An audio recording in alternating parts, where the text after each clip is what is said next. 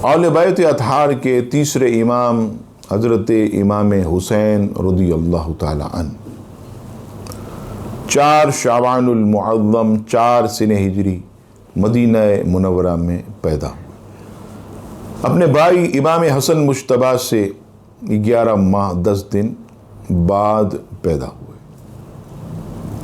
شواہد النبوہ میں امام جامی فرماتے ہیں کہ امام حسین رضی اللہ تعالیٰ عنہ کی ولادت بھی کرامت، وہ اس طرح کہ حضرت یحییٰ علیہ السلام کے بعد حضرت امام حسین وہ ہستی ہیں کہ جو 6 ماہ کے اندر پیدا ہوئے، ورنہ یاد رکھیے گا کہ 6 ماہ میں کوئی بچہ پیدا ہو تو وہ زندہ نہیں رہتا، لیکن حضرت امام حسین کی یہ کرامت کے 6 ماہ میں اپنی والدہ کے مبارک شکم سے تولد ہوئے اور بالکل صحت اور توانا تھے۔ نبی پاک علیہ السلام نے حضرت علی سے پوچھا کہ آپ نے ان کا نام کیا رکھا؟ عرض کی یا رسول اللہ آپ کا بیٹا ہے، نام بھی آپ رکھیے۔ سرکار نے فرمایا ہم نے اس کا نام حسین رکھا۔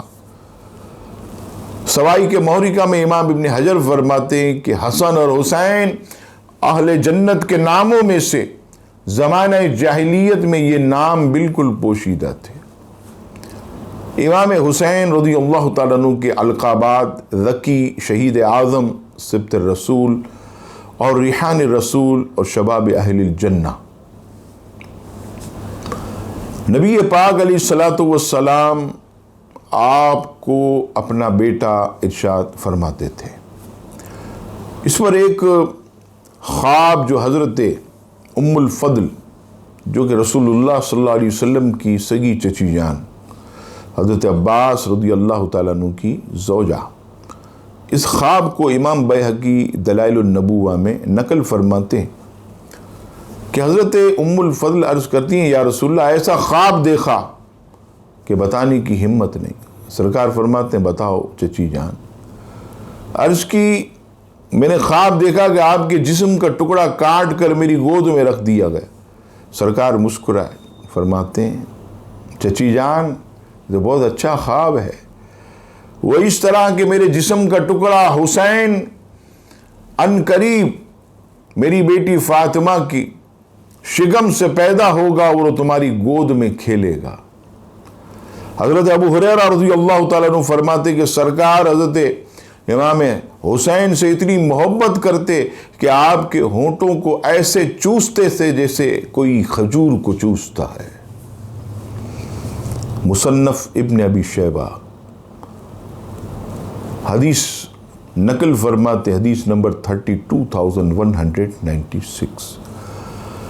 نبی پاک علیہ السلام نے ایک مرتبہ امام حسین کو اپنی گود میں لیا اور فرمانے لگے حسین مجھ سے ہے اور میں حسین سے ہوں، رب تعالی اس سے محبت رکھے جو حسین سے محبت رکھے، حسین میری اولاد میں سے میرا ایک بیٹا ہے۔ شواہد النبوہ میں امام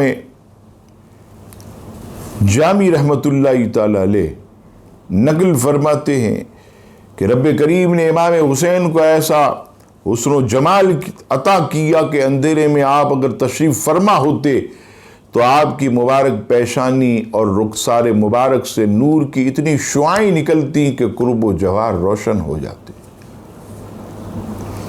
ترمذی شریف کی حدیث کے مطابق سیدنا عبداللہ ابن عمر رضی اللہ تعالیٰ عنہ اس حدیث کے راوی فرماتے میں نے آقا کریم کو فرماتے سنا کہ حسن اور حسین ہی تو میرے گلشن دنیا کے 2 عظیم پھول ہیں۔ امام ابن ماجہ حدیث نقل کرتے، حدیث نمبر 143 کہ رسول اللہ صلی اللہ علیہ وسلم نے فرمایا کہ جس نے حسن اور حسین سے محبت کی اس نے مجھ سے محبت کی، جنہوں نے ان سے بغض رکھا انہوں نے مجھ سے بغض رکھا۔ طبرانی معجم اوسط کی حدیث پاک والیوم 6 پیج نمبر 222 حضرت ابو رافع رضی اللہ تعالیٰ عنہ فرماتے ہیں کہ حضور کے وصال کے وقت حضرت بی بی فاطمہ حضرت امام حسن اور امام حسین کو لے کر آپ کی بارگاہ میں آئیں، عرض کی ابا جان انہیں اپنی وراثت میں سے عطا کیجئے۔ سرکار فرماتے ہیں بیٹی فاطمہ، حسن میری سرداری کا وارث ہے اور حسین میری طاقت و قوت کا وارث ہے۔ حضرت امام حسین کی شہادت کی خبریں آپ کی موجودگی میں ہی ظاہر ہو چکی تھی، چنانچہ امام بغوی اپنی کتاب معجم میں نقل فرماتے ہیں۔ حضرت انس بن مالک رضی اللہ تعالیٰ عنہ اس حدیث کے راوی، آقا فرماتے ہیں کہ مجھے بارش کے فرشتے نے یہ خبر دی کہ یا رسول اللہ آپ کے اس بیٹے کو عنقریب آپ کی امت شہید کر دے گی، اور اس فرشتے نے مجھے وہ جگہ بھی دکھائی اور مٹی بھی لا کر دی۔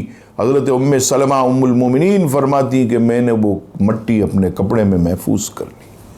چنانچہ 10 محرم الحرام 61 سنہ ہجری امام علی مقام امام حسین کربلا معلیٰ میں جام شہادت نوش کرتے ہیں، وہیں آپ کا مزار پر انوار، اللہ تعالیٰ آپ کے درجات کو بلند فرمائے، آمین ثم آمین۔